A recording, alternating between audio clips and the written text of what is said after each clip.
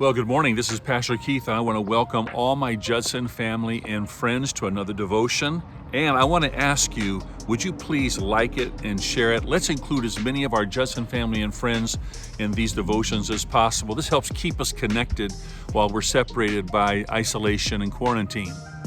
Our verse for today is Romans chapter 8, verse 28, one of the most famous verses in the Bible. I'm sure you know it. Don't you remember it? One of the greatest verses, Romans 8, 28. This is what the Apostle Paul wrote. He said, "And this we know." Now, before we go any further, this is something we know that not everybody knows. So it's kind of confidential within the family. We know it because it's in the Bible, because we have all the Bible stories that teach us this truth. And this we know, that all things work together for good to them that love God and are the called according to his purpose. What a great verse and what a great perspective on life. Now, what does it really mean? Let me just tell you in a nutshell what it means. And listen very carefully because I think this is so good. It means God never wastes a hurt. God never wastes a struggle. God never wastes a problem. God never wastes a heartache. God never wastes a storm. And God never, we could say, wastes a pandemic. You know, it's going to be interesting maybe 10 years from now, 5 years from now, maybe even a year from now, to look back and see what God has done through these incredible events that have happened to our world and to our country and to our state and to our city in the last several weeks. So, what a wonderful verse. God never wastes a hurt. God is sovereign and providential, and he's always at work.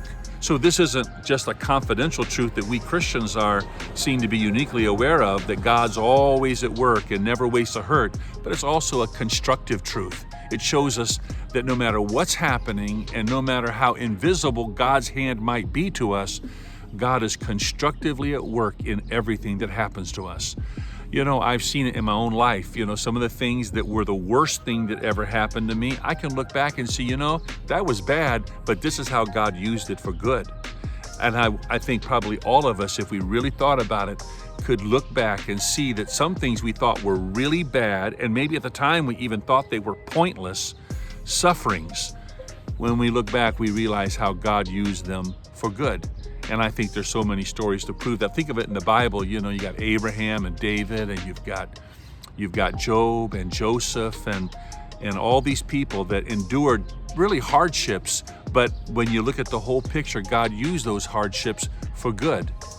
And then you look at Jesus himself. I mean, Jesus took the worst thing, a crucifixion, the worst event in human history, the unjust crucifixion of Jesus Christ, the Son of God, and Jesus turned it into the redemption of our souls and the salvation of our souls. That's what God does. That's the beauty and the awesomeness of who God is, that God never wastes a hurt.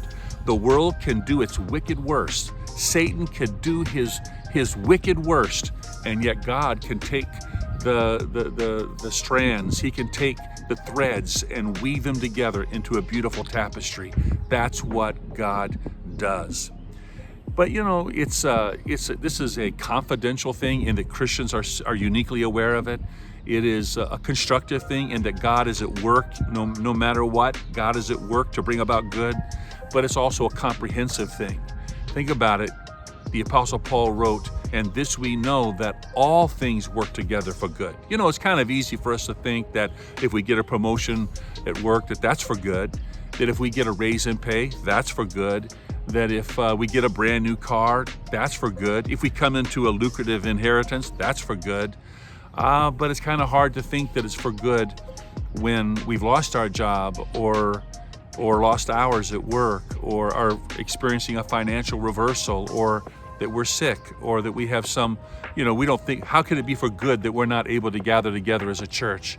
You know, it's not easy to think that way, but the Apostle Paul is saying this is comprehensive. It doesn't matter what we're talking about, what happens, what experience it is, God is at work to bring good out of it and to make it a good impact. I think that's a wonderful thing. All right, so no matter what's happening, God is at work in a comprehensive way. God is constructively taking everything that happens to you and me and working it out for good. That's so wonderful. And he's the only one that could do that, isn't he? He's the only one that knows everything about everything. He's the only one that can do whatever he chooses to do, whenever he chooses to do it. So God can redeem the ugly things that happen and bring great things out of them. I'm happy to know that. So right now, in the midst of the coronavirus pandemic, let's remember that God is the blessed controller of all things. God is sovereign and providential. And even with the ugly stuff of life, he can take it and make something good out of it. You know, I remember as a kid, I used to hear a story about the old tent revival days. And in one tent revival, there was a prayer meeting after the service, and a few of the people gathered to pray. And one old man in his 90s began to raise his voice in prayer, and he said something like, "Dear God, I hate flour." And then he said, "Dear God, I hate baking soda. And I hate yeast, and I hate salt, and I hate buttermilk. But Lord, when you put it all together, I sure do love buttermilk biscuits." Well, that's the kind of the way it is with life. I don't always like everything that happens. I don't like every ingredient of life. But God has a way of putting it all together and making something very beautiful and wonderful out of it. Let's remember that as we go through this season together. God bless you. I love you. Let's pray for each other and be good to each other. Have a great day.